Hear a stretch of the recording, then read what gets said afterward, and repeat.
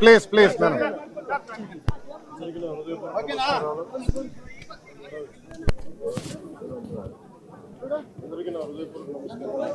కొంచెం loud sir. April 22న 27 మంది నాయకుల్ని ఉద్యమంలో ఉగ్రవాదులు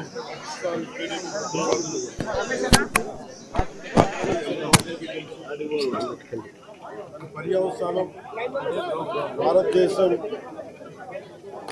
పాకిస్తాన్కి అండగా ఉన్న ఈ టెర్రరిస్ట్ క్యాంపుల మీద దాడులు చేయడం, స్ట్రైక్స్ చేయడం జరిగింది. వారి ఉగ్రవాద శిబిరాలని ధ్వంసం చేయడం జరిగింది. దానికి కంటిన్యూటీగా యాక్షన్ పాకిస్తాన్ కూడా మనకి కాల్పులు జరపడం, వీటి సరిహద్దుల్లో ముఖ్యంగా 5 రాష్ట్రాల్లో చాలా తీవ్ర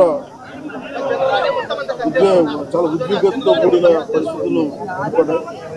ఆ క్రమంలో మన ఆంధ్రప్రదేశ్కి సంబంధించిన మురళీ నాయక్ కూడా అగ్నివీర్గా గత 2 సంవత్సరాలు 22లో వెళ్ళిన వ్యక్తి.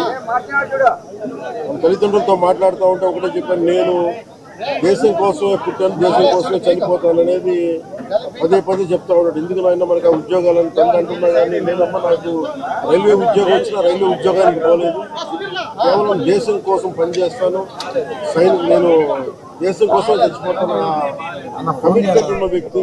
కానీ దురదృష్టవశాత్తు చాలా చిన్న వయసులో 23 ఏళ్ల వయసులో తన ప్రాణాలని కోల్పోవాల్సి వచ్చింది.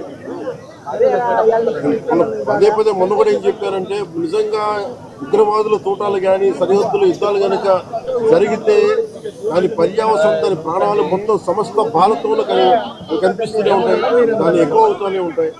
దానికి ఒక బలమైన ఉదాహరణ మురళీ నాయక్ గారి మరణం. చాలా చాలా బాధ కలిగించింది. 23 ఏళ్ళ చిన్న వయసు. మన ఎవరు భారతదేశంలో ఎవరు యుద్ధం కావాలని కోరుకోలేదు, ఎప్పుడు మన పరాయి దేశాల మీద యుద్ధం చేయలేదు. మనల్ని సంరక్షించుకోవడంలో మన యుద్ధం చేయని పరిస్థితులు, తప్పక పరిస్థితులు. అలాంటి పరిస్థితుల్లో దీనికి మొదటిది కారణం పాకిస్తాన్.